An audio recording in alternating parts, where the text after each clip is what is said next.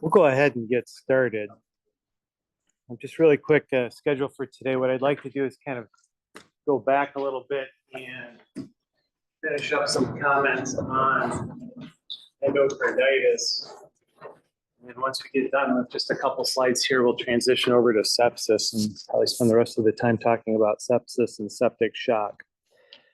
So the last time we met, we were talking about infective endocarditis, and we talked about the pathophysiology surrounding endocarditis, and we named several organisms that are responsible for causing endocarditis in the majority of patients. And if you remember, we said staph, strep, and then to a lesser extent, enterococci can cause endocarditis in select individuals. We talked about predisposing factors for endocarditis. And again, too, it typically involves some type of damage to the endocardium or to the valves that creates a nidus where a bacterial cell can adhere and then replicate and form this septic thrombus. We also talked about how staph, being a very virulent organism, doesn't necessarily require any type of damage to the endocardium or to the valves to actually establish an infection. And then we also talked a little bit about, sort of the pace of the infection, acute endocarditis versus chronic. Acute usually presents with Staph aureus being the offending organism. And, the more prolonged or protracted endocarditis usually involves less virulent organisms. Nevertheless, endocarditis needs to be treated. And if we're going to try and save the valves and treat medically, we use antibiotics. And we use antibiotics for a long period of time. And remember, when we talked about that vegetation that has formed on the valves, they're very difficult to penetrate with antibiotics. So you got to get in there and constantly expose the interior of that vegetation to cytal antibiotics, preferably to try and kill off bacteria. Sometimes it works, sometimes it doesn't. The size of the vegetation is going to be a good indicator as to whether or not you're going to be successful with medical treatment.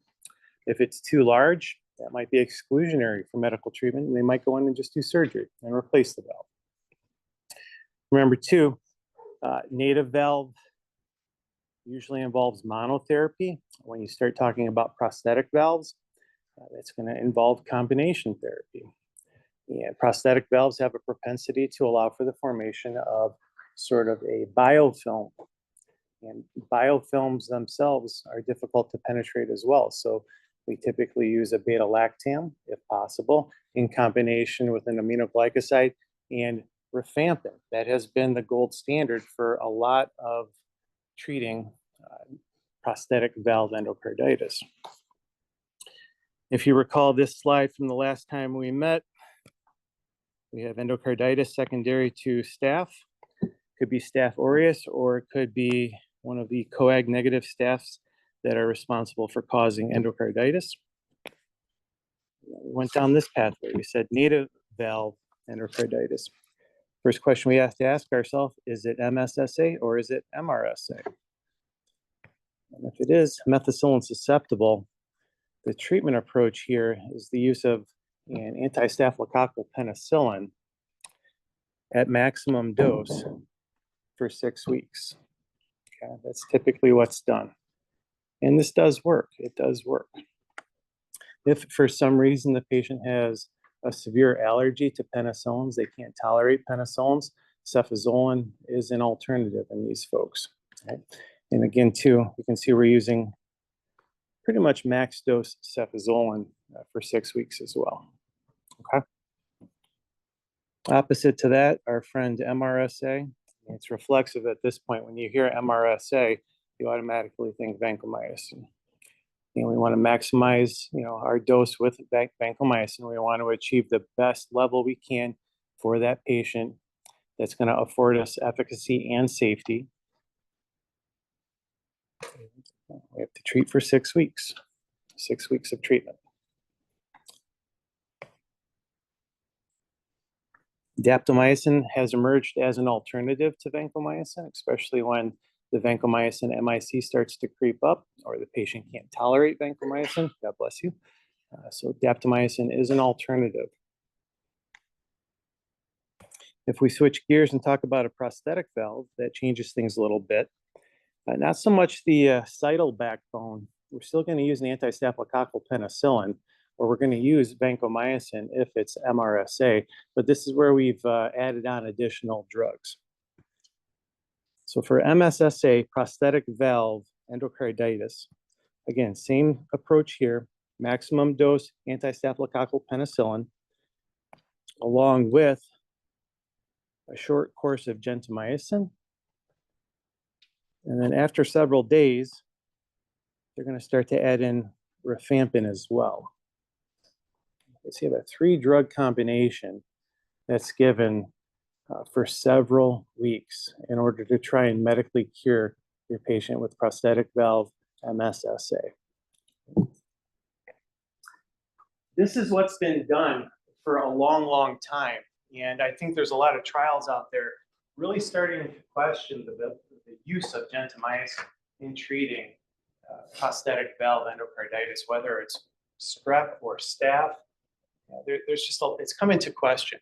Does the use of gentamicin actually offer you anything, or does it do more harm? When you consider the age of the patient who's getting endocarditis, typically older, they probably have some comorbidities. You're going to give them gentamicin for several weeks. Cause kidney damage, toxicities, ototoxicity. To what extent? The literature and the evidence to support the use of gentamicin is also pretty weak. I think I mentioned this last time. We're relying on very, very old in vitro studies and animal studies to support the use of a drug like gentamicin in treating prosthetic valve endocarditis. So it's nice to see that there's still ongoing studies to sort of put this concept, this dogma to the test, because we don't have to use gentamicin, and it's not really offering much in the way of efficacy. Why do we continue to do it? I mean, just because things have been done that way for a long time doesn't mean you just keep doing it. So ask the question and force the issue. But nonetheless, old habits die hard, and individuals who treat patients with endocarditis are going to be reluctant to let it go until they have that awesome trial that gives them the proof that they need.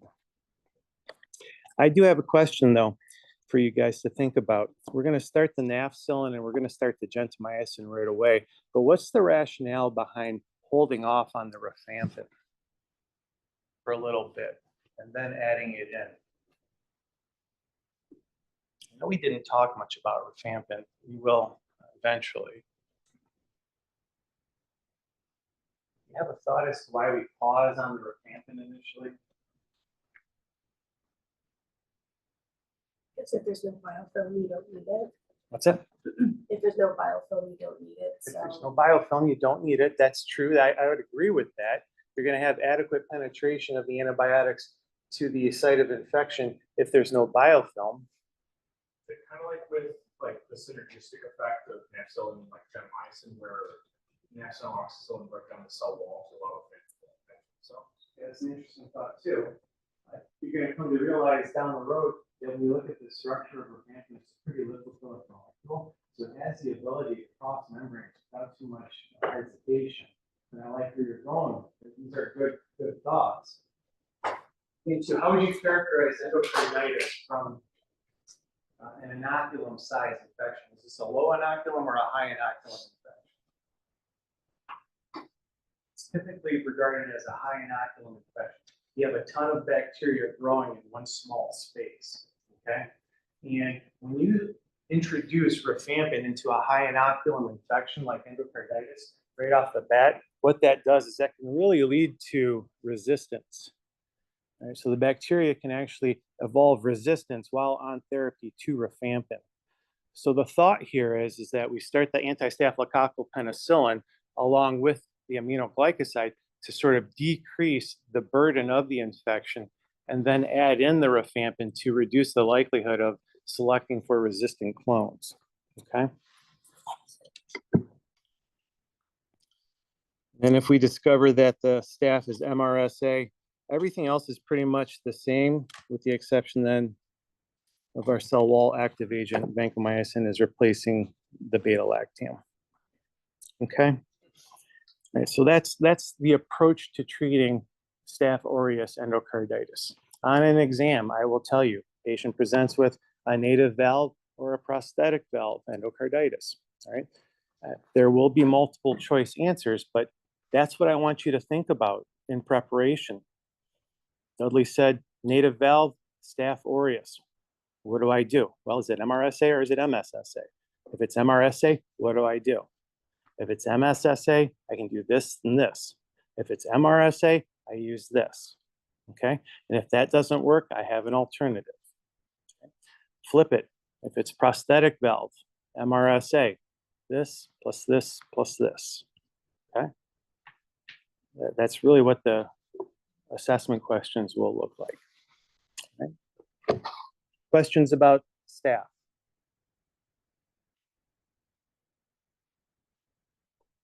And again, too, here's an article I would encourage you to look at if you're interested. Just the validity and the use of gent and rifampin to boot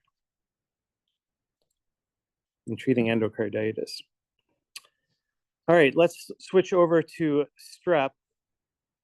And again, too, the nice thing about strep is strep has historically remained sensitive to penicillins. So penicillin is still your go-to molecule for the majority of strep infections.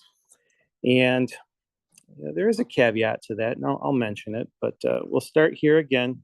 Your patient has been identified as having streptococcal endocarditis, and they have a native valve.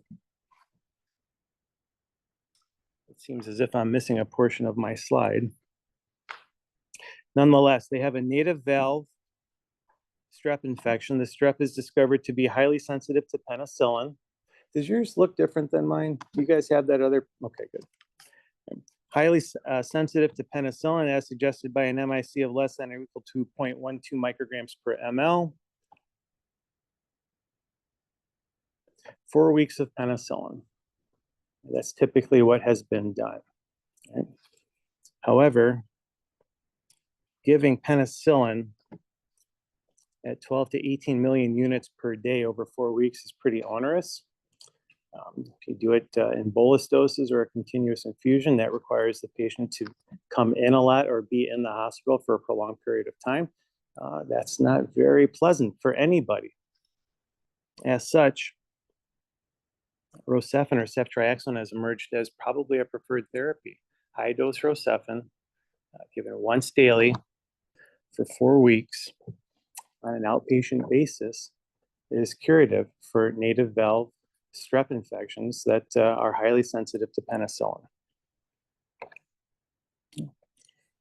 The guidelines, which again, too, are old in their own rights, do mention a 2-week regimen where you can use penicillin G or Rocephin, same dose as above, along with some gentamicin for 2 weeks. So that's an accelerated 2-week regimen that combines 2 drugs. I don't know how often that's being done. Again, add drugs, you add side effects. You add an aminoglycoside, you increase the risk of adverse effects. Is it worth it? Is 2 weeks shorter duration worth the risk of the adverse effects? I guess that's the question that you have to ask yourself. Moderate sensitivity to penicillin, again, as suggested by that MIC level. The only thing that really changes here is the dose of penicillin. So we're going to increase the penicillin daily dose to 24 million units. And to compensate for a somewhat higher MIC, can add on some gentamicin. But regardless of the MIC range, as long as it's less than 0.5, Rocephin still does a nice job. 4 weeks worth of Rocephin.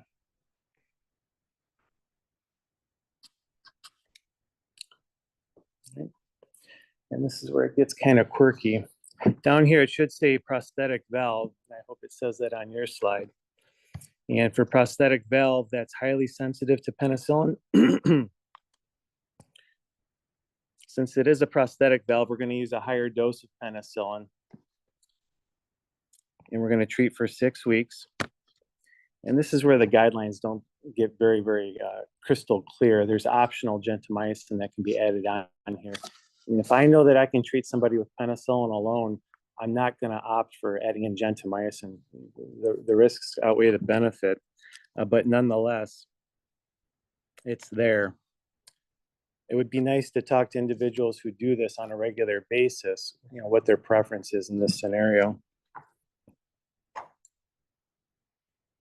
Alternatively, though, the Rocephin once daily 2-gram dose, that's not 4 weeks in this scenario, it's 6 weeks in this scenario. And then if things get bad, moderate to a full resistance to penicillin, this is where the optional gent kind of goes away. You have high dose penicillin along with gentamicin. And here's the downside to that. The guidelines are going to want to try and treat for 6 weeks. I can't think about what it would be like trying to treat somebody with gentamicin for 6 weeks. I mean, how long is it going to take before you start seeing kidney changes? It's not going to take too long, is it? I don't see really using aminoglycoside more than a week actually, but depending on the status of the patient's progress, I mean, so I can see up to 2 weeks, but definitely 6 weeks. But remember, we are using very lower dose compared to the regular dose. So depending on the kidney function. Yeah. So kidney function is really going to be your guiding light here, so to say. And I'm glad you mentioned that. I forgot to mention, you look at the dose, like Dr. Lewis said, this isn't that extended interval. You're not getting massive amounts of gentamicin. These are relatively lower doses. And you are trying to utilize this for a synergistic effect. And then ceftriaxone with the gentamicin as described above as well. All right, so that's for strep. Oh, and there it is. I guess I need to just flick it one more time. The last organism I want to talk about then is enterococcal infections, enterococci causing native or prosthetic valve endocarditis. The nice thing here is it doesn't necessarily matter whether or not it's a native valve or a prosthetic valve. When we get into enterococci, we treat them the same. So if your patient does present with endocarditis secondary to enterococcal, probably facialis, hopefully. And if it's a native valve or a prosthetic valve, again, too, we still need some information on drug susceptibilities, because as you know, what's the drug of choice for an enterococcal infection? Ampicillin, right? So a beta-lactam like ampicillin is preferred. If it's susceptible to both an ampicillin, a penicillin, a beta-lactam, and gentamicin, again, 4 to 6 weeks of that combination is historically what's been used. Or 4 to 6 weeks of Pen-G plus gentamicin. However, this regimen at the bottom, this dual beta-lactam regimen, has emerged as probably the go-to preferred regimen for enterococcal endocarditis. Right? So this might be one of the only scenarios where I actually see 2 beta-lactams being used. Ampicillin in enterococci does a nice job of binding to specific penicillin binding proteins. I think it's like 1, 4, and 5, perhaps. And when it binds to those penicillin binding proteins, it inhibits them and prevents them from catalyzing transpeptidation reactions that this thick gram-positive organism needs. Rocephin, do cephalosporins have activity against enterococci? What cephalosporin is preferred for the treatment of enterococcal infections? They don't, do they? No. So enterococci are intrinsically resistant to cephalosporins. It doesn't suggest that the cephalosporin can't sit down and relax inside the penicillin binding protein active site. It can. It just can't isolate and inhibit it. Okay? So then why do we use Rocephin in combination with ampicillin to treat enterococcal endocarditis?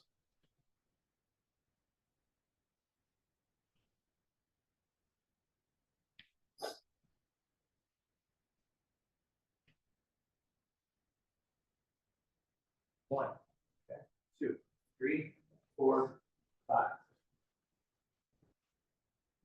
1, 2, and 5, sit down. 3 and 4, stand up.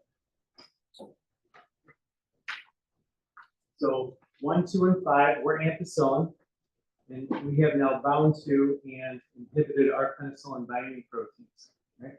But as ampicillin, we don't bind those very well. Okay, but if it's available, we will go in there. Okay. However, you put Rocephin on board. Rocephin will sit down on 3. Rocephin will sit down on 4. And if Rocephin is antagonizing those binding sites, where does all the extra ampicillin go that would have normally sat there? Now it's all of a sudden more available to bind 1, 2, and 5. Okay? So the thought process or the goal here is to try and actually lower the MIC for ampicillin against enterococcal infections. So Rocephin doesn't have bona fide cell wall synthesis inhibitory effects. Right? But what it does do is it does a nice job of binding those penicillin binding proteins to free up more ampicillin to bind 1, 2, and 5. Does that make sense to you guys? You want to add anything to that, or are you happy with that? Yeah, so we use 2 beta lactams. Have you seen other instances where you use dual beta lactam therapy? Yet? I mean, in the past, for this is different infections. Third generation, several is going together, target stem and pseudomonas. Okay. But I think with a separate Could you guys hear that over there? Yeah, okay, all right, good. And also think about this.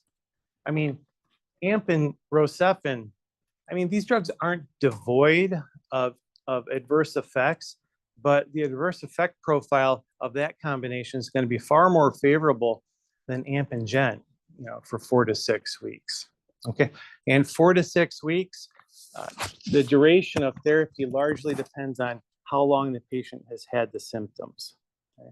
If they have a chronic condition, if it's a sort of a subacute, they're going to probably treat for 4 weeks. If they've had it for a while, it's probably going to be 6 weeks. So the duration of symptoms is largely going to influence how long you treat. Okay. All right. Surgery, I mean, the cardiothoracic surgeons, they're getting consulted immediately when they get an endocarditis diagnosis. They're going to look at the information and then they're going to give their 2 cents. Their 10 cents is free. You sent for me? Nobody? Nothing? Okay. So anyhow, immediate evaluation. When do you use surgery though? When is medical interventions and medical cure kind of get thrown out? Vegetation, persistent vegetation, large vegetation. Again, 10 millimeters is regarded as a large vegetation. But I think there was a report, the largest one that I've seen reported in the literature was like close to 10 centimeters. Can you imagine something that large accumulating inside your heart? If it's on the mitral valve, that makes it difficult. Valve dysfunction, ventricular dysfunction. I mean, that really suggests then that the infection has started to seed deeper and deeper in the tissue, perforation or rupture, and so on. You can read the rest of these if you're so inclined. I'm not going to ask you about surgery. And then lastly, prophylactic antibiotics to prevent infective endocarditis. So you guys have probably seen this. You get those prescriptions for a couple of amoxicillin capsules, for somebody who's going to the dentist. What's the role there? What's the rationale? When I was a student, when Dr. Lewis was a student, it used to read a whole lot different. They would take 6 caps 1 hour before the appointment, and then 2 or 4 caps 6 hours later, with the goal just trying to keep enough amoxicillin in the blood to kill off any strep that might have made its way into the circulation secondary to the dental manipulation. Okay, now what is it? What do you guys see now? Just an hour before. Is that what it is? Yeah.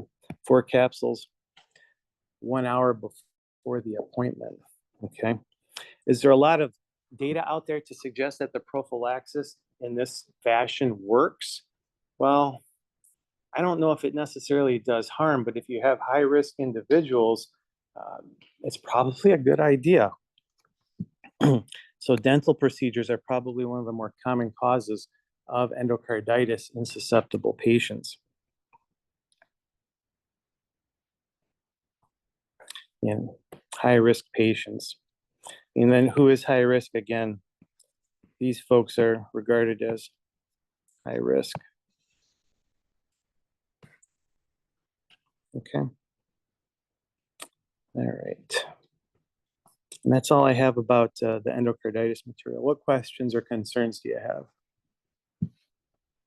None. All right. Dr. Lewis, anything to add?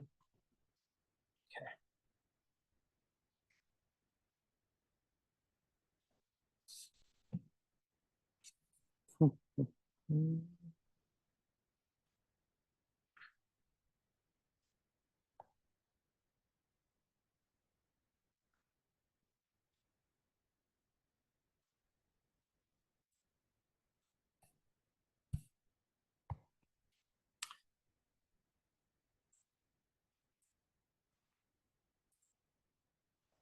Let's try this again here. Sepsis. Oh, there we go. All right.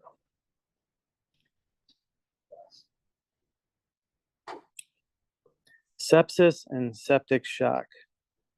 This is a monster of a topic, right?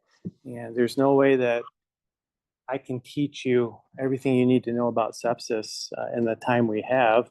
Number one. Number two, there's better people out there to probably try and teach you about sepsis. But what I want to do is sort of give you a 30,000 foot view of sepsis and septic shock, and then kind of give you a global idea of how patients in sepsis or septic shock are managed, right?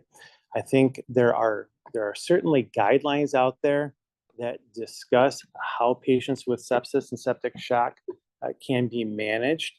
But I think you're also going to notice that there's variability from intensivist to intensivist, from hospital to hospital. What are guidelines? Again, guidelines are guidelines. Guidelines help you navigate the water, but they're not always set in stone, number one. Number two, patients who have sepsis or are in septic shock, it's not, a one size fits all. There is a lot of variability in the patient population that presents with sepsis, okay? It ranges across all ages, right? And all comorbidities. So when you talk about sepsis and treating sepsis and septic shock, this is where you take a step back and look at the patient and treat the patient, not just read verbatim from guidelines. Okay. Before we get into this, I just want to do a quick little exercise. If you had a patient present into the emergency room who had difficulty breathing and had purulent mucus that they're spitting up and had a fever, you might think that they have a pneumonia, correct? And then what organisms are typically responsible for causing a pneumonia?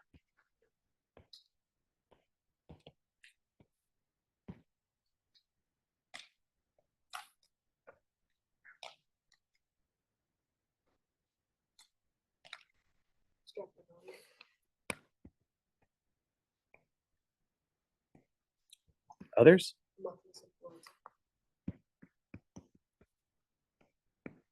All right, any others?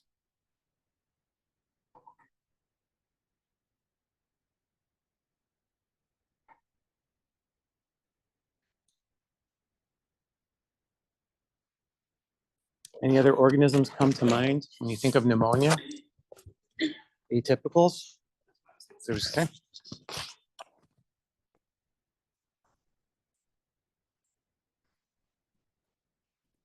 Atypicals, mycoplasma, chlamydia, Legionella. Are there other organisms that can cause pneumonia?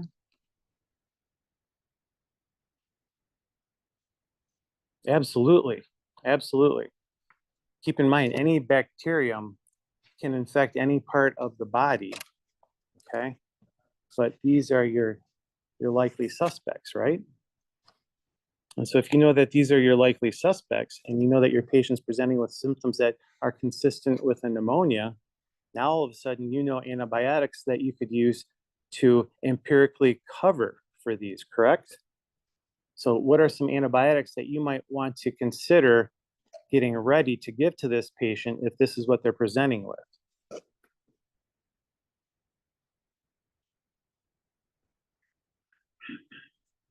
Yeah, Andy, what were you going to say?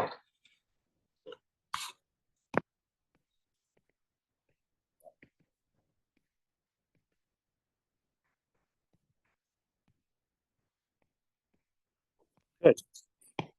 And the ceftriaxone will do a nice job of killing here and killing here. And then these guys will address those. So that's a really nice empirical regimen for the treatment of a patient with a suspected pneumonia, especially a patient with a suspected pneumonia coming from the community. If they're in the hospital already and then they develop signs and symptoms consistent with the pneumonia, that changes things a little bit, doesn't it? Now, all of a sudden, you have to add on a couple of different organisms, and then you have to add on a couple different drugs to cover those other organisms. Flank pain, dysuria, fever, confusion. Right? Sounds kind of consistent with a UTI. What organisms are responsible for causing UTIs in a patient coming from the community?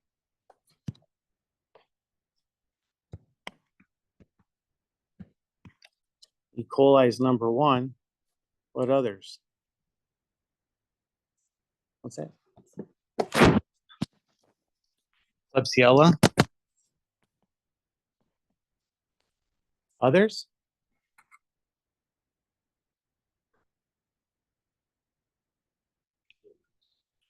Proteus. Staph saprophyticus. Others? Any others? Herpes strep.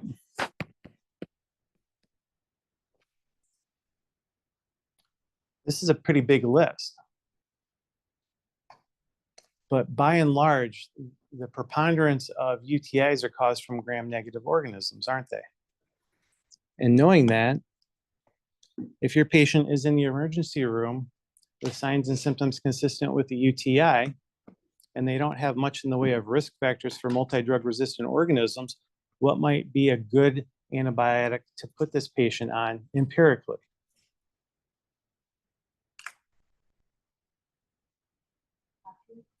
Was it Bactrim? I'm going to put Bactrim over here because I'm not so fond of Bactrim up front in this scenario. If they've come to the ER, they're sick. I hope they're sick. I hope they're not using the ER as their general medical care. They have a bad UTI, pyelonephritis. They're uroseptic. They're confused and febrile. What do you think? What are you thinking you're getting ready right now, Alec?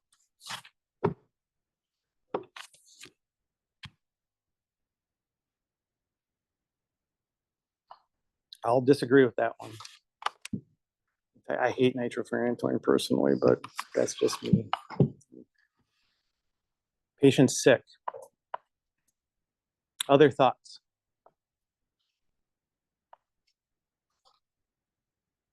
I'm not saying that's wrong. You can use nitrofurantoin to treat E. coli for uncomplicated cystitis, but when you have a kidney infection, a pyelonephritis, Rocephin, there you go. That's really the one I was looking for. All right, Rocephin's good because it covers some gram-positive organisms, but it does a pretty nice job of covering gram-negative organisms, in particular gram-negative organisms that a patient from the community might be presenting with, provided they don't have other risk factors. We've not talked about intra-abdominal infections yet, and I don't want to steal your thunder, but I'm curious if a patient's presenting with what appears to be an intra-abdominal infection, what type of organisms would you anticipate being involved? E. coli?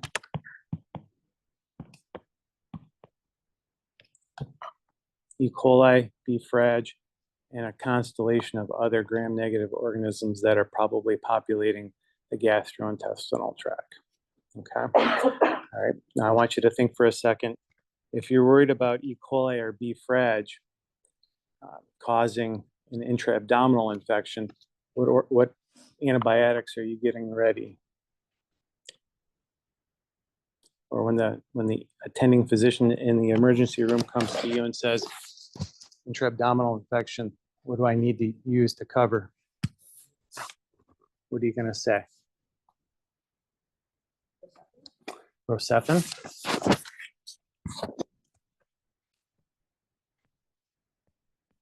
Rocephin's on tap, isn't it? You're running a special happy hour, 24 hours a day in the hospital with Rocephin. Okay. What does Rocephin kill? What about this guy? Does Rocephin cover B. frag? I can't remember. I don't think it does either. Because of that, what might else we add on? Do you want to do unison? Do you want to do unison?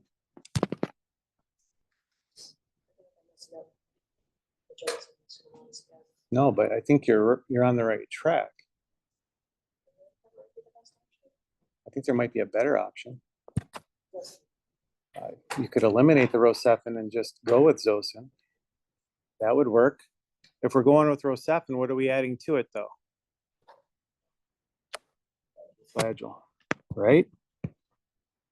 So Rocephin plus Flagyl, you're killing the E. coli, and then you're going to also kill off the B. frag that might be causing the infection. Zosyn is not wrong, because it has anaerobic coverage and it'll kill the E. coli. Okay. I think a carbapenem, coverage-wise, would do the same thing, but I'm not so sure that you want to go that broad that initially. All right. Okay. Why am I doing this? Why did we just spend 15 minutes going through this? Well, it turns out, you guys, that pneumonias are the #1 cause of sepsis and septic shock. Intra-abdominal infections and then UTIs round out 2 and 3. Okay, so these are the 3 most common infections that are responsible for causing sepsis in patients. Okay. All right, on to the nitty gritty here. I've mentioned SEERS quite a few times this semester, but never really identified it or defined it. So that's my bad, but we'll mention it here. Differentiate between SEERS, sepsis, and then septic shock. The pathophys surrounding sepsis is mind-boggling. I think it's incredibly interesting, yet it's incredibly complicated, but we will spend a little bit of time talking about it. There are risk factors associated with sepsis, and then early identification of sepsis. Yeah, there's no bona fide diagnostic test for sepsis, but what we can do is we can identify individuals who are at increased risk of mortality secondary to that infection, patients that are in sepsis, with a couple different scales, the SOFA scale and then the Q-SOFA. And I'll show you what those look like. There's another one called the National Early Warning System that's also looks at certain parameters to help determine how bad off a patient might be. And then how do we treat patients that have sepsis and septic shock. What's the approach to the treatment? Okay. If you spent some time, maybe you came across this particular flow diagram from the chapter. And again, too, sepsis, it's a medical emergency. And the longer you wait to intervene, the poorer the outcomes. So early recognition of patients in sepsis is paramount to basically saving them. All right. And once you recognize that they're in sepsis, you have to start resuscitation measures immediately. The fluids, the blood pressure, antibiotics, source control, all of these are paramount to saving that patient's life. Okay, we'll take a look at what fluids are used and why they're used. Not every patient that you give fluids to replace vascular volume is going to achieve the required or adequate systolic blood pressure or mean arterial pressure. So as a result, when it's refractory, you're gonna have to start using certain vasopressors to clamp down on the arterioles and perfuse the tissues.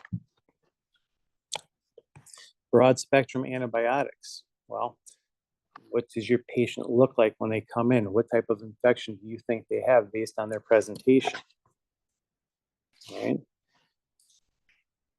We kind of just took care of that by and large from a community dweller, but there's some caveats to this as well. And then source control. Give me an example of source control. What's your concept of source control? Blind if it's from an infected. Something as simple as just pulling the line. Okay, pull the line. What's another example of source control? Artificial body part, remove it again. Okay, so prosthesis, removable hardware, removable devices. Those could be infected. Okay, other examples. Source control. Yes.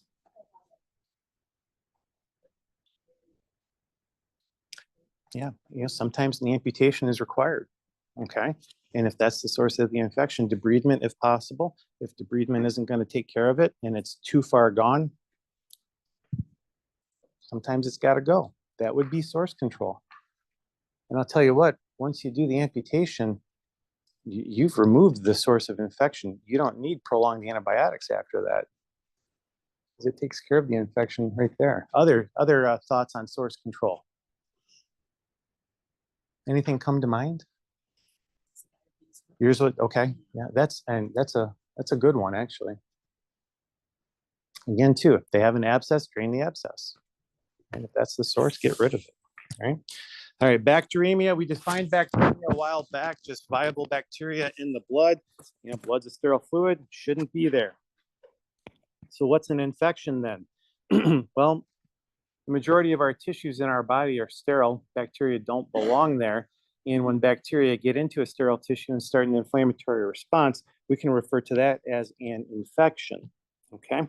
Now, what is the SIRS? What is SIRS? It's a systemic inflammatory response syndrome.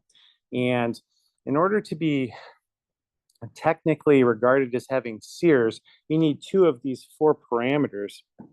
You need to have a temperature, a heart rate greater than 90, a respiratory rate greater than 20, leukocytosis or leukopenia. So two of those four conditions put you as having SIRS. Okay, what's the problem with SIRS? And what's the problem with SIRS as it relates to sepsis? Well, if I run up and down these stairs, it wouldn't take 5 times, just twice, right? My respiratory rate, I'm getting nervous just thinking about doing it, all right? The respiratory rate's not up, the heart rate's up thinking about it, right? But my heart rate will go up, my respiratory rate will go up. If it goes up, do I have an infection? No. But do I have positive SIRS criteria? Yes. So there's a lot of conditions out there that patients will present with that put them as having positive SIRS criteria. Okay. So this is one of the major limitations of using SIRS to identify patients with sepsis. Because what is sepsis? It's a dysregulated response to an infection that involves organ dysfunction. The key term here is infection. You can have serious criteria without an infection. If you have sepsis, you have to have a provision of an infection. Organ dysfunction doesn't matter. You know, the kidneys could be affected, the liver, the lungs. Your mentation could be impaired. Okay, organ involvement is important then for being diagnosed with sepsis. And then septic shock is sepsis as we defined it above. And septic shock is sepsis whereby a patient has continued hypotension despite fluid resuscitation, requiring vasopressor support, and then an elevated lactate level, typically greater than 2 millimoles per liter. Okay, so hyperlactatemia, or even lactic acidosis if it's above 4. All right, so that's how we define septic shock. Individuals with septic shock are at increased risk of mortality if their condition isn't addressed and addressed now. Okay. It's the leading cause of morbidity and mortality in non-cardiac ICUs. 10th leading cause of death overall. 1.7 million cases in the United States. Okay. And that figure is a couple years old now. Okay. And almost 300,000 deaths annually secondary to sepsis and septic shock. So these are not insignificant numbers. If you look worldwide, there's close to 50 million cases of sepsis worldwide. And once you leave the United States, it's estimated that 1 in 5 with sepsis die. So, I mean, it's 20% of individuals. That's a huge number. The mortality secondary to sepsis varies from 20 to 50%. When you start to get organ involvement and get into septic shock, that portends a poor outcome. And again, every hour that treatment and interventions are delayed increases the risk of mortality by close to 10%. So without question, this is a medical emergency. We already defined what sepsis is, and then we defined what septic shock is as well. So I won't belabor that, but I will hearken back to this part here. A dysregulated host response, right? It's dysregulated. There's an infection, the body is responding, but the way that it's responding is inappropriate. Sepsis does not discriminate. It can actually occur in anyone. Extremes of age tends to be a risk factor. So patients very, very young, newborn sepsis, and then elderly individuals are at increased risk as well. Elderly individuals are often immunosuppressed. When I say immunosuppressed, can you think of a couple patients that would fall into this immunosuppressed category? Who are your immunosuppressed? Cancer patient. Cancer patients. Especially cancer patients receiving cytotoxic chemotherapy. Others. Yeah. Arthritis, why are they immunosuppressed? What is it about them having arthritis that immunosuppresses them?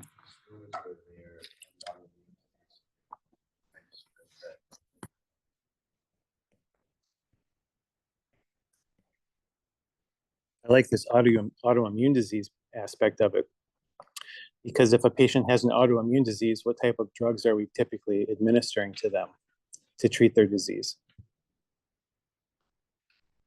I mean, yeah, like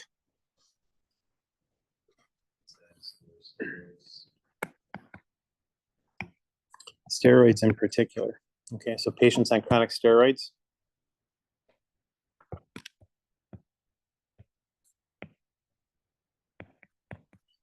Transplant patients that are receiving immunosuppressive drugs to preserve the organ. Others,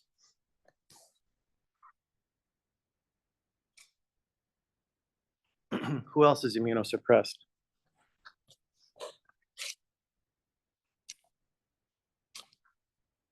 HIV patients, absolutely. In particular, HIV patients that are an adherent to their retroviral therapy. Okay. Anybody else come to mind? Can you think of anybody else that might be categorized as being immunosuppressed? This is a pretty good list, so kind of gives you a flavor for where we're going here. All of these patients are then at increased risk or at risk for sepsis. Diabetes, COPD, asthma, CAD, again, comorbidities, IV lines, catheters, and individuals with bacteremia, all at increased risk of developing sepsis. How is patients in sepsis, how are they identified?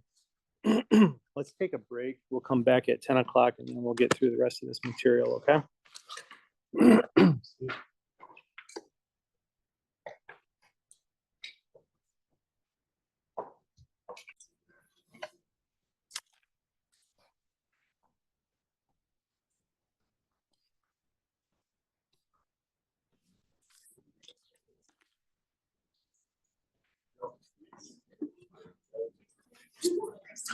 All right.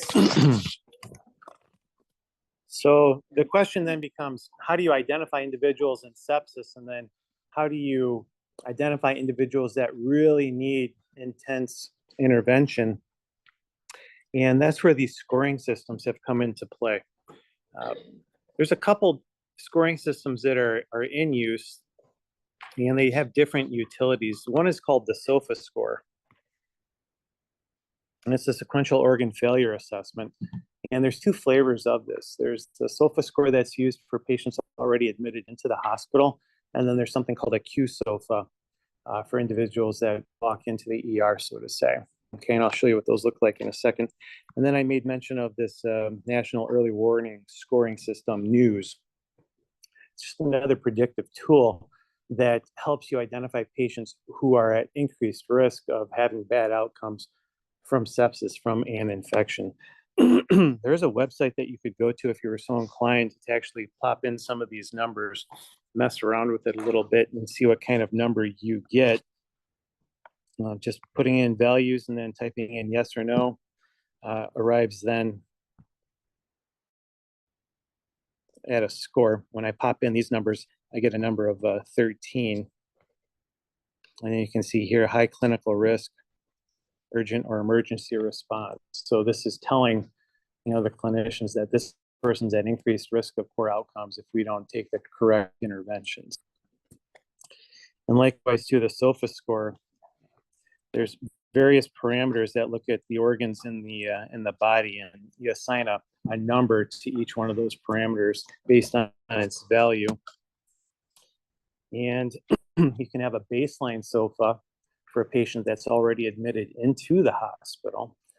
And then what you do is when nurses do rounds, they look at the vitals, they look at the lab values, they look at ventilator requirements, they look at pressor use. And what you can do is you can see, does my SOFA score maintain the same value, or did something happen in my patient that caused an increase in the SOFA score from baseline?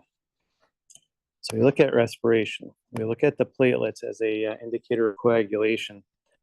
The bilirubin is examined as a liver function indicator. Are you at goal mean arterial pressure, or are we increasing our pressor use? What is their mentation level as assessed by a Glasgow Coma scale? And then we look at the kidney function as well. Okay, all of this then is used to assign a SOFA score. So in all of you guys, you're all very healthy. You won't have a SOFA score. You're perfectly healthy. But this isn't what your patient looks like in the ICU, or even on a medical unit for that matter. Okay. As the platelets start to decrease, that increases the score for that particular parameter. As the bilirubin increases, suggesting hepatic insufficiency or hepatic failure, the value in the SOFA score increases. As kidney function starts to decrease, as mentation starts to decrease, that causes an increase in the SOFA score.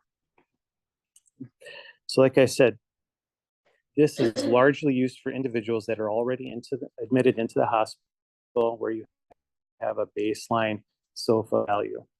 And then anytime you see an increase in 2 points or more on the SOFA scale, that's where you start to raise your eyebrow and say, we better have another look at this patient because something's going on that suggests increased organ dysfunction.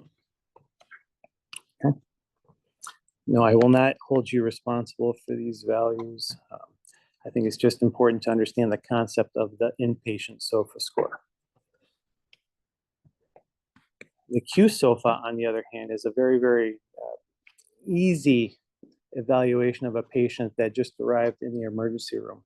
Right? That patient that presents with a suspected pneumonia or the suspected urinary tract infection or pyelonephritis. You can ask yourself 3 different questions to see how bad off this patient might be or how likely it is that that patient's going to have a poor outcome if we don't intervene correctly. What's their respiratory rate?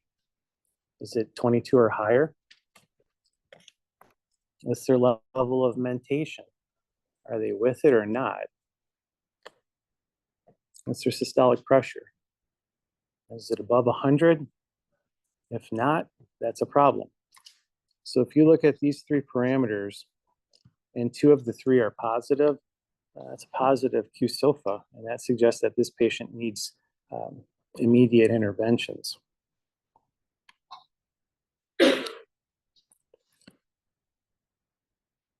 There's some critics out there, though, that suggest that the Q-SOFA score carries with it low sensitivity, poor sensitivity. So whether or not it's used in a lot of institutions, I can't say for certain.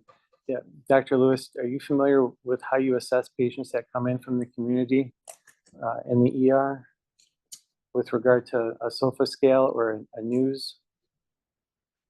No, I'm just kind of curious. I have to reach out to some folks that have experience in the ER to see what's done. And then I don't know if you guys have ever seen a Glasgow coma scale or things that are assessed on the coma scale, but can you obey a 2-part request? You know, pick your nose and pick your ear. All right, I just obeyed a 2-part request. So I get 6 points, yay for me. All right, correctly gives name, place, and date. All right, Rick, Davis 2225, March 18th, yay for me. And then open before stimulus. So if my eyes were closed and Olivia says, and I open my eyes really quick, you know, I'm with it. And so I get all 15 points, okay? But as you start to decrease that number,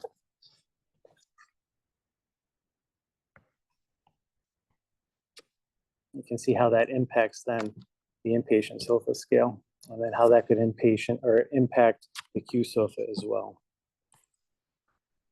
All right. So clinically speaking then, what is septic shock? Persistent hypotension that requires vasopressor support to arrive at and then maintain a mean arterial pressure greater than 65 and a serum lactate greater than 2 millimoles per liter. Right? So if you have those particular criterion going on in your patient, they have septic shock. And when you have a patient in septic shock, they are at increased risk of dying because of it.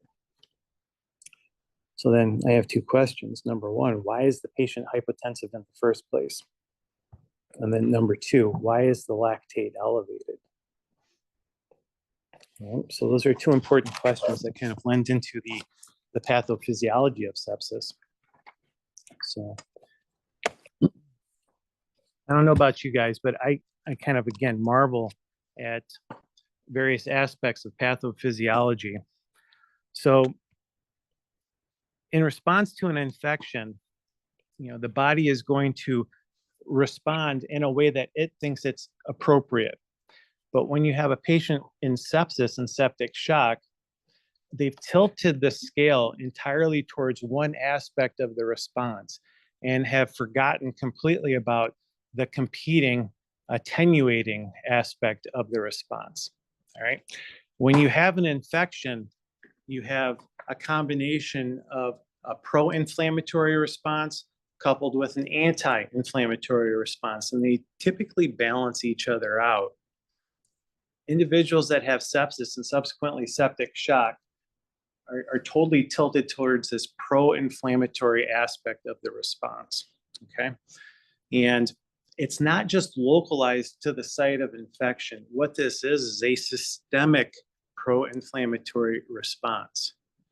And this pro-inflammatory response that is characterized by excessive cytokine production and release, that is characterized by the presence of bacterial components eliciting an immune response, that is characterized by endothelial damage leading to extravasation of profound amounts of fluid, and that is characterized by inappropriate or aberrant coagulation processes, all come together to put this patient in septic shock and organ failure.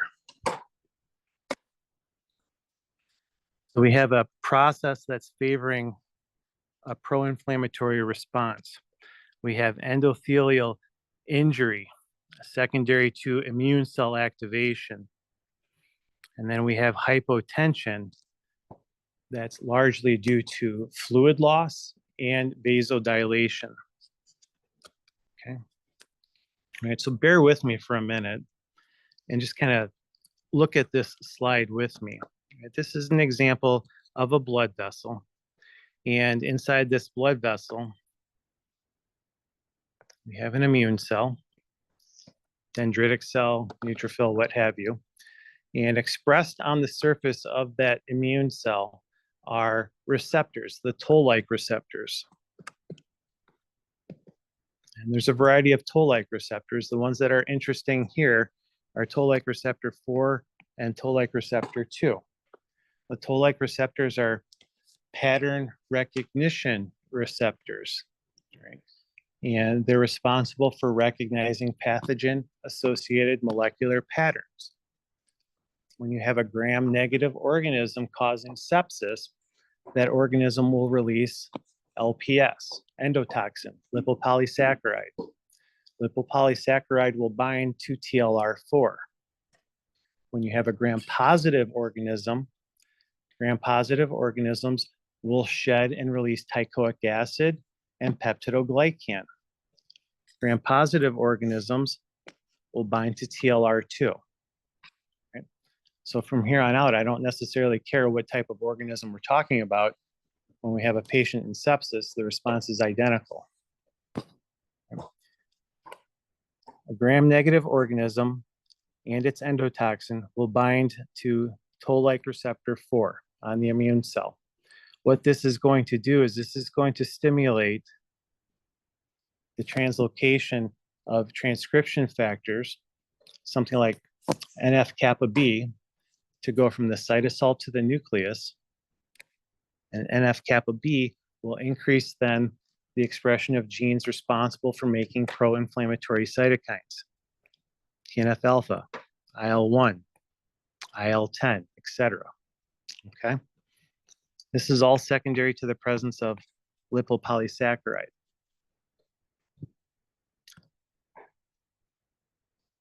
What is the end result then of this excessive cytokine production? The cytokine production induces the expression of adhesion molecules on the endothelial cells. It can also induce the trafficking of more immune cells to this particular site, right? A supposed site of infection. So instead of just having one immune cell bound here, you'll have many, okay? And those immune cells are activated. They think that there's an active infection going on at this particular location. And what is their response? The response is the production and release of all of these substances that typically address the presence of microorganisms. Right? Proteases and oxidants in particular, they get secreted from these immune cells. Their job is to essentially kill the organism. But what these proteases and oxidants are actually doing, you guys, is they're interacting with the endothelial cells. And when this is happening at an exaggerated pace, right, the endothelial layer starts to break down. It starts to degrade and erode away. Right? And when that erosion occurs, what you start to see is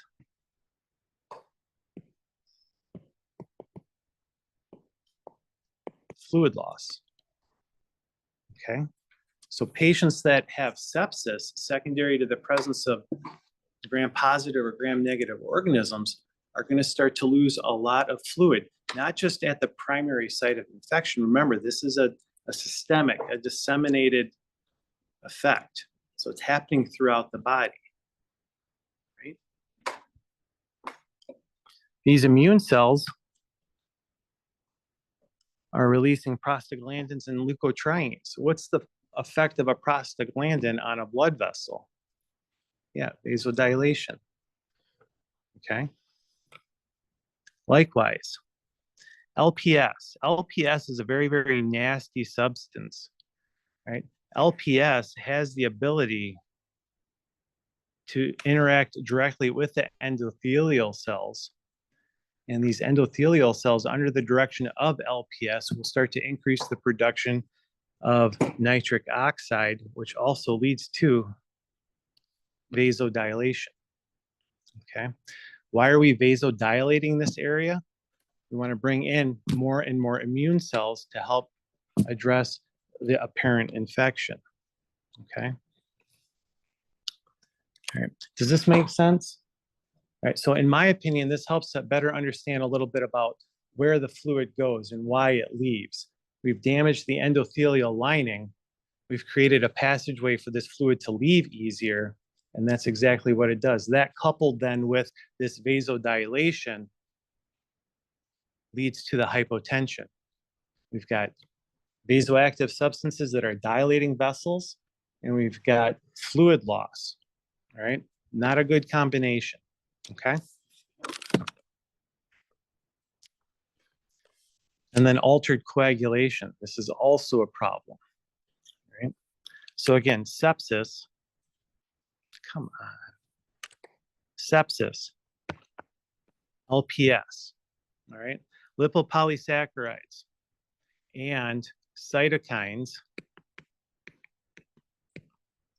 right, have the ability to actually enhance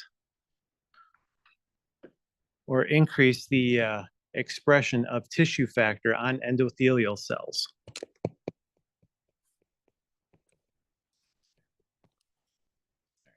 Why would the endothelium want to increase the expression of tissue factor in the presence of an infection?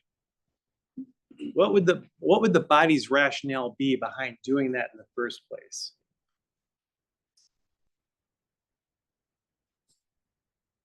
Do we remember what tissue factor is and what tissue factor is responsible for?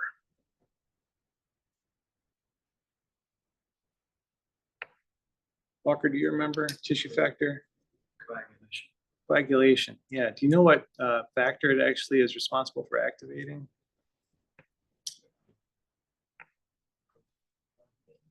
Down the road, prothrombin.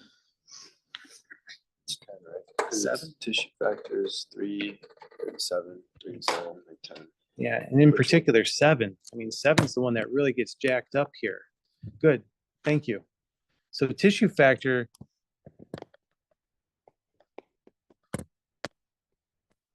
increases factor 7. It activates factor 7.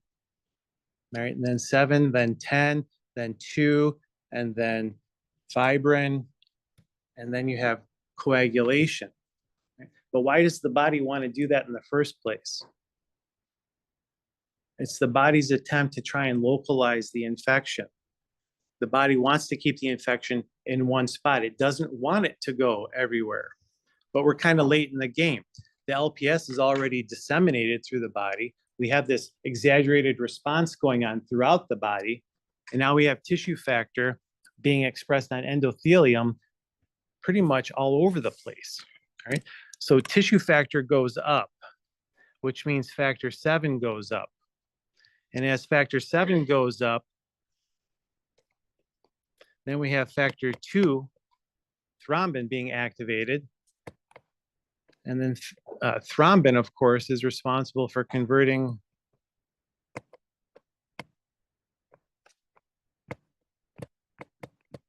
fibrinogen to fibrin. Right? So here's the first whammy. Okay. Before I do that, though, I also want to harken back. Remember, our endothelial cells, these nice, beautiful endothelial cells, what has happened to them? Remember, these are eroded and these are damaged. Right? What's underneath the endothelium in a blood vessel?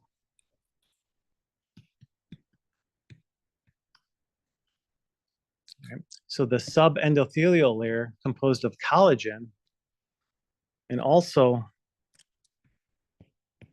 von Willebrand factor. What does von Willebrand factor cling on to? What binds to von Willebrand factor?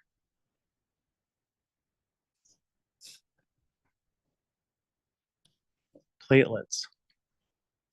We've lost the endothelium, which is responsible for creating this nice, smooth highway. Instead, we've replaced some of these endothelial areas with von Willebrand expressing collagen, which grabs onto a platelet, and then that leads to platelet activation. Platelets aggregate in these areas of damage, secondary to cytokine production, oxidant expression and release. Then we have a primary hemostatic plug formed. Okay. This is all because of von Willebrand factor binding to a platelet. Von Willebrand factor binding to a platelet to form a platelet plug, coupled with tissue factor expression, leading to the formation of fibrinogen and, or excuse me, fibrin. This is leading to the formation of a clot. Okay, and it's not just at the site of infection, it's happening pretty much anywhere and everywhere. When you have this clot formed in the microvasculature, blood flow to the tissue is compromised. Oxygenation of the tissue is lost. Ischemia results. Hypoxia is resulting. Okay, that's bad because that leads to organ dysfunction. What else does it lead to? Body shifts to anaerobic. So we have an anaerobic effect going on. Okay, we have anaerobic metabolism going on secondary to decreased oxygenation. Okay. Now you know where the lactate ends up coming from. Okay, because instead of using pyruvate to go into the Krebs cycle, the body's making lactate and trying to use lactate to make ATP from the glycolytic pathway. All right, so now we have increased lactate production secondary to metabolic derangements. Right? And then finally, we have consumption, platelet consumption. Because all of this platelet plug, this primary hemostatic plug that is being utilized to patch up the damaged endothelium is consuming all of our platelets. So we end up in a state of disseminated intravascular coagulation occurring. Why doesn't the body fix this? Why does the body allow this to happen? Well, again, too, LPS and the immune response actually does a nice job of suppressing the expression of this very important protein called thrombomodulin. And it also suppresses the expression of protein C, and then the endothelial protein C receptor. Lipopolysaccharides decrease thrombomodulin, decreases protein C expression, decreases endothelial protein C receptor expression. You guys remember the protein C and protein S pathway from cardio? What is the functional role of protein C and protein S? This is how we turn off the coagulation process. This is how we slow things down. Protein C and protein S together are largely responsible for cleaving factors 5 and factor 8, activated 5 and 8. And that's how we shut down then ongoing factor 10 production. But LPS has other thoughts. LPS is suppressing protein C production. LPS is suppressing thrombomodulin production so that thrombin doesn't bind to thrombomodulin. So thrombin is just doing whatever thrombin wants to do. Okay. So this is bad. We're in bad shape right now with what's going on in our patient with septic shock's body. This is not good. Okay. There's a whole series of other things that are going on with regard to coagulation system. Again, too, tissue plasminogen activator, TPA, is supposed to convert plasminogen to plasmin, and plasmin is supposed to degrade a fibrin clot to kind of get things back flowing. But LPS and the cytokines that are produced aberrantly during sepsis actually suppresses TPA's activity, because sepsis leads to an increase in plasminogen activator inhibitor production. So these patients are messed up metabolically, and that's why they need a lot of help, and a lot of help now. Okay. Andy mentioned anaerobic metabolism, and he's right. And oxygen exchange in particular ends up being an issue. You know, I'm going to erase these markings if I can. I'm going to say one more thing really quick. I want you to pretend that this is an arterial or a capillary bed going to an alveolus. Okay. And if this particular capillary bed surrounding an alveolar sac all of a sudden has its endothelium broken down, and you have all of this fluid loss, think about the swelling and edema that's occurring in the lungs. And as the space and as the volume in the alveolar sac expands, how good is the oxygen exchange, or how good is the air exchange going to be between what's inspired and then what's taken in and diffused into the system? I mean, you're just increasing the space between the lumen of the alveolar sac and the capillary bed. It's very difficult to achieve good gas exchange all of a sudden. And one of the problems also seen in sepsis is ARDS. All right. It's pretty important stuff. That's why I spent a lot of time on that. I think if you understand what's going on there from a pathophysiology perspective, I think it just makes you better understand what's going on altogether. Right. As I suggested, we don't have a definitive diagnostic test for sepsis and septic shock.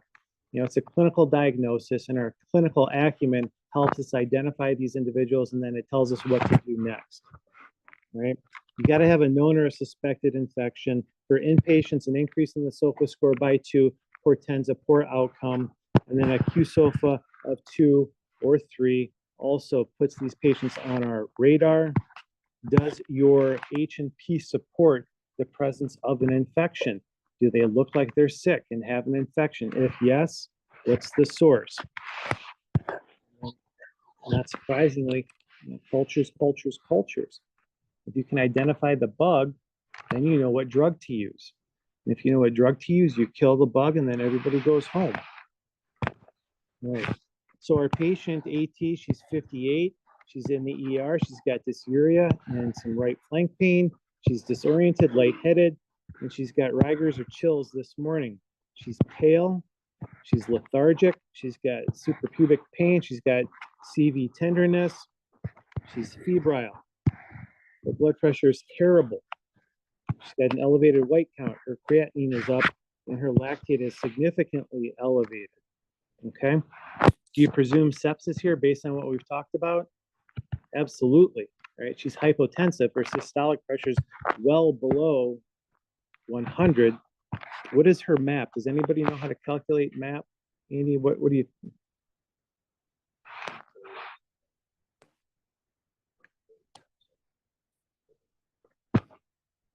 So what's that work out to?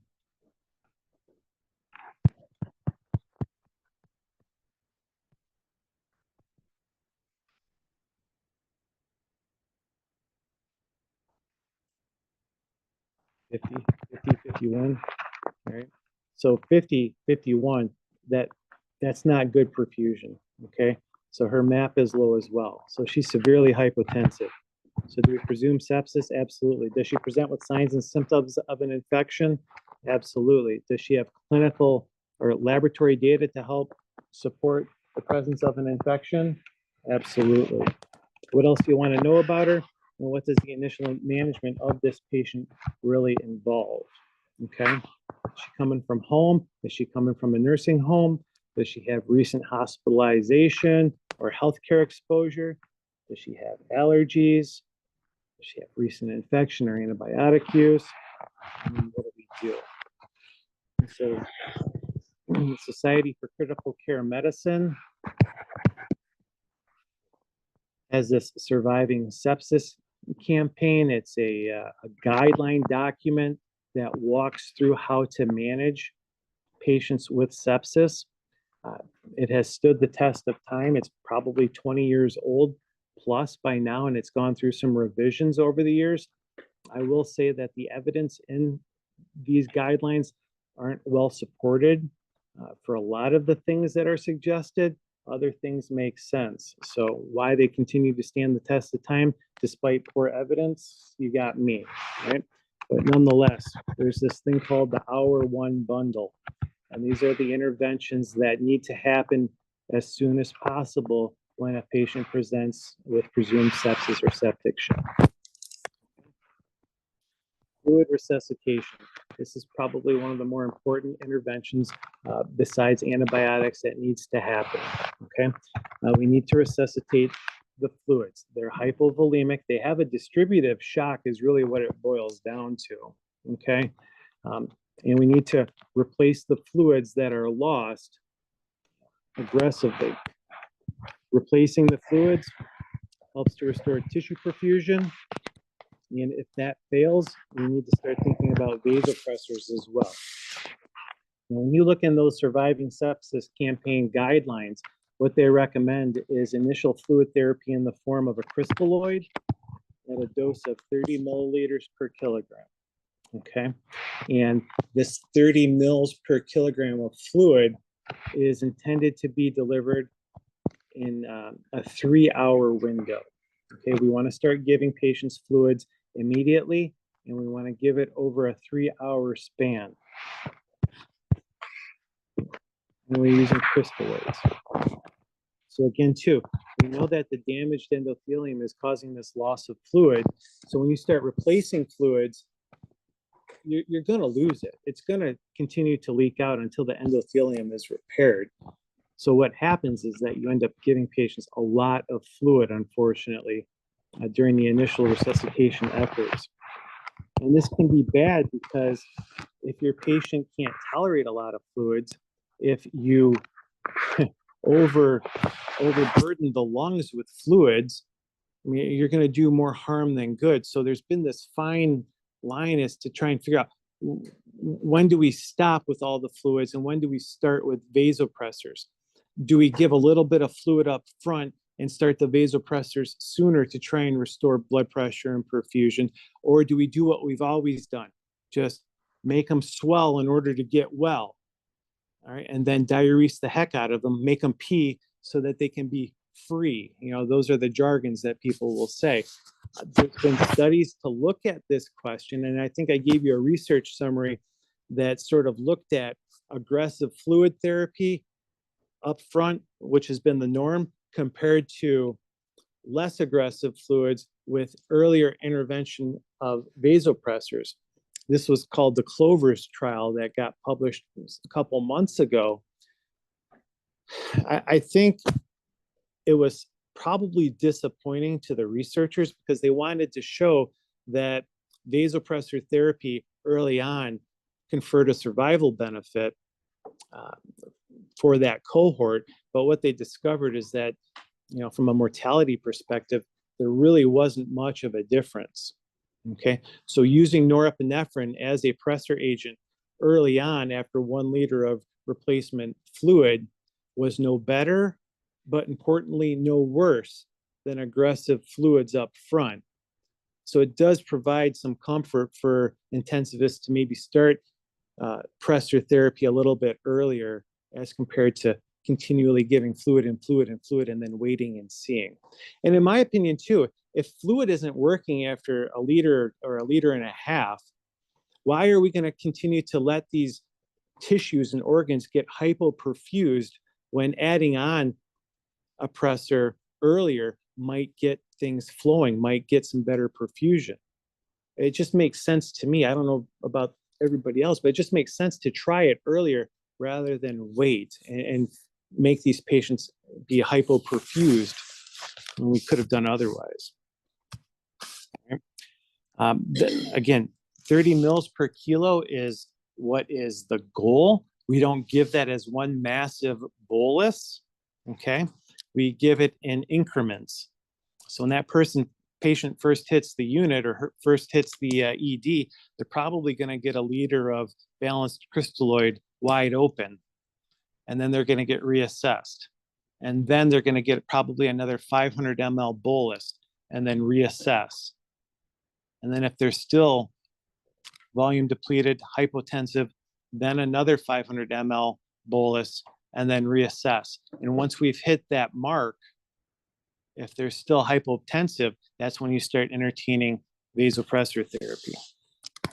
Lactated ringer is now the preferred crystalloid to be used for fluid replacement. There was a trial done, the STAR trial, I think, or SMART trial, there you go. And the SMART trial basically showed that patients who received LR over normal saline had better outcomes. When you start dumping in a bunch of sodium chloride into a patient for fluid replacement, you're exposing them to a profound amount of chloride ions. And chloride in excessive amounts does damage. Excessive chloride or hyperchloremia can cause acute kidney damage, right? It can cause renal vascular constriction. It can lead to acidosis. It can lead to inflammation. And this was all noted in that trial, that SMART trial. So as a result, we're using lactated ringer as the treatment of choice. And keep in mind, sodium lactate is a component of LR, okay? And it's counterintuitive, isn't it? The patient's already got hyperlactatemia. Why are we giving them a fluid that contains lactate?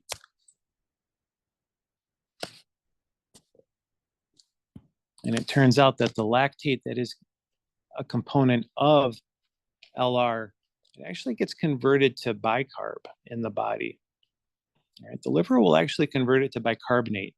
And then that bicarbonate, again, as a buffer, helps to address any acidosis that the patient might be suffering from as well, okay? So if you get asked that question, which might come up, that's sort of the rationale. There's been other volume expanders, plasma expanders that have been investigated for replacing fluid, replacing volume, and Hetastarch and Hespan, these are plasma volume expanders. They've all done worse from a mortality perspective. Patients actually did worse when they got Hetastarch or Hespan, if you're familiar with those. We don't even talk about them anymore. Albumin. So albumin is a plasma volume expander as well. It has an oncotic effect. It pulls fluid into the vasculature. And it's probably just as good, if not better, than LR, but it's very expensive. And it's not used in this scenario unless a patient really requires a ton of volume, okay? All right. So we give fluids in order to try and get to a mean arterial pressure of around 65. 65 is a goal, but some patients might do good at 60. Some patients might need to go up to 70, all right? So 65 is the goal, but really between 60 and 70, you're doing good. All right. Tissue perfusion tends to go up then as our mean arterial pressure increases. We're also trying to get that lactate level below 2 if possible. And when we're giving the fluids, again, the hemodynamic status is constantly being assessed in our patients. Their heart rate is being looked at and their blood pressure, of course, O2 sats, respiratory rate. Are they making urine? Are they making urine? If you're making urine, you're perfusing the kidneys, okay? So that's a surrogate for tissue perfusion as well. So fluid management, again, too, if your patient, let's see here, 76 kilograms, right? So what's 76 times 30?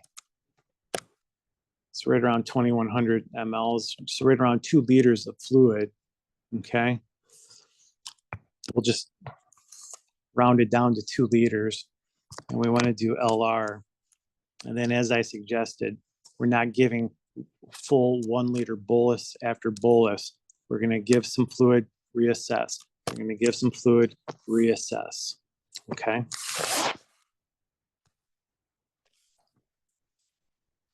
So if your patient got your 2,000 mLs of LR over a couple hours and the SBP is still low and her MAP went up to 55, now what do we do? And as the hypotension persists, this is where the pressor conversation starts. Right? Vasopressor therapy is very important in surviving a patient, or helping a patient with septic shock survive. I don't think that there is a bona fide pressor of first choice based on data. Okay, I can't sit here and tell you that Levofed is superior to neosynephrine, which is superior to dopamine, which is better than epinephrine. That data just doesn't exist, right? But what I can tell you, though, is from an experience perspective, most individuals who deal with sepsis patients are going to go to Levofed or norepinephrine as their initial pressor of choice. It's an alpha agonist. It clamps down on the blood vessels. It causes constriction, and it's intended to raise the systolic pressure and hopefully get that mean arterial pressure up to at least 60, 65. So alpha-1 receptor activity. This is sort of a starting range for Levofed or norepinephrine, anywhere from 5 to 15 micrograms per minute. If you go into Lexicomp and you look at the dosing recommendations for sepsis and septic shock, 80 to 250 micrograms per minute is sort of the the max that they list. If you have to go that high on the Levofed, that's a lot of Levofed. What happens when the Levofed by itself isn't working? What do we do? Do we add on additional pressors? The answer is yes. Vasopressin in particular. To the vasopressin receptor, it's a vasoconstrictor. It can be used as an adjunct, especially when norepinephrine fails, to get you to that mean arterial pressure. So adding on what is literally, in my opinion, a touch of vasopressin helps to clamp down even more by working on a different receptor system to raise blood pressure. I have here a fixed dose, 0.03 units per minute, but the range is going to be 0.01 to 0.05 for the most part. So there's a little bit of flexibility there depending on where you practice. But you do have to be cautious here, because when you start adding vasopressin to norepinephrine, it can lead to some profound vasoconstriction. And the last thing you want to do is cut off the blood supply, to the extremities, to the fingers in particular. Okay. And then one of the drawbacks or setbacks to using pressors is the notion that I need a central line. I need a central line to administer my vasopressor. And yes and no, a central line would be preferred, but you're not going to delay pressor initiation until a central line is placed. You're going to give these peripherally. What's the fear of giving norepinephrine peripherally? Why are we worried about that? Anybody have a thought?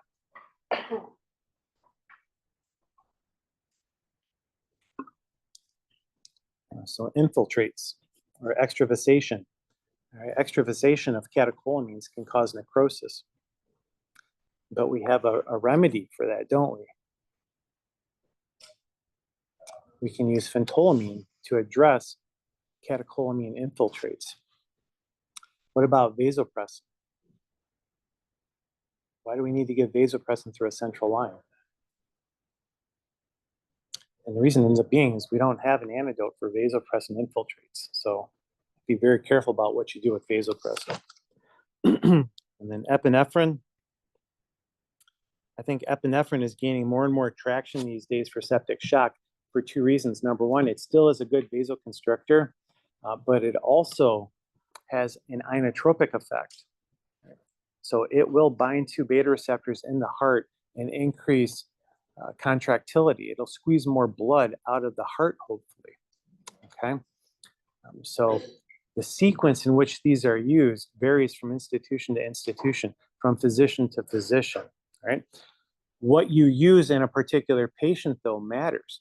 If you've got a young patient who's got a heart rate of 150, 180, and it's squeezing and squeezing and squeezing and pumping, but yet you're still not getting your mean arterial pressure of choice, that's a good candidate for norepinephrine.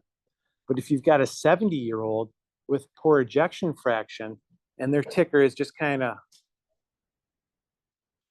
right, epinephrine might be a really good option for that individual to help squeeze and increase contractility and chronotropy at the same time, clamping down on the vasculature.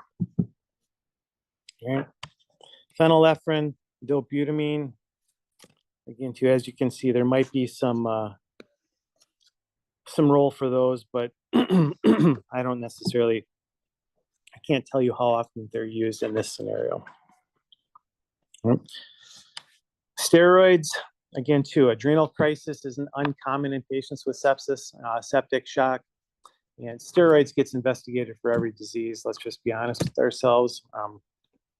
What I can tell you is that individuals who remain unstable hemodynamically speaking can benefit from the administration of hydrocortisone IV for a couple of days. The use of hydrocortisone seems to get patients off vasopressors sooner, but there isn't necessarily a bona fide mortality benefit that's been demonstrated with steroids. Okay. So about 200 milligrams per day is what's typically given, and you can do this Q6 hours or as a continuous infusion.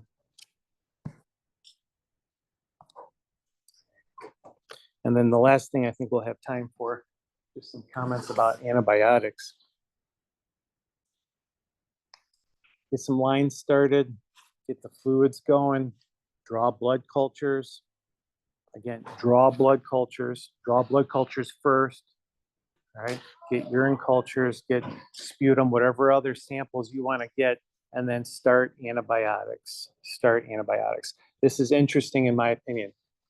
Society for Critical Care Medicine, the people that write the guidelines for surviving sepsis, and then the Infectious Disease Society of America do not agree on the use of antibiotics in this scenario.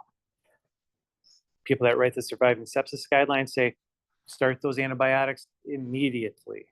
All right, broad spectrum antibiotics, kill everything. IDSA, let's think a little bit more critically about what we're going to do first. And does this patient actually have an infection? And if they have an infection, what do we really need to be giving them from an empiric antibiotic perspective? Okay, so there's some differences in opinion there. Regardless, Vanco and cefepime, that's probably what you're going to see. Right? For every hour delayed, though, mortality increases. All right, so you need to start the antibiotics. Empirically, to cover all likely pathogens. This is where it's important to know what type of infection you think your patient has, what their recent exposures are, and where they're coming from. A community dweller, 50 years old, and she presents with signs and symptoms of a UTI and no prior healthcare exposure, no recent antibiotic exposure. Do you really think she has MRSA causing an infection? Sepsis secondary to MRSA from the community? I don't think so. Intra-abdominal infection from the community, do you really think it's MRSA? Probably not. Probably not. Very, very low likelihood, but they're probably still going to give Vanco along with something else that's going to adequately cover likely pathogens. All right. How many more do I have here? Not too many. Okay.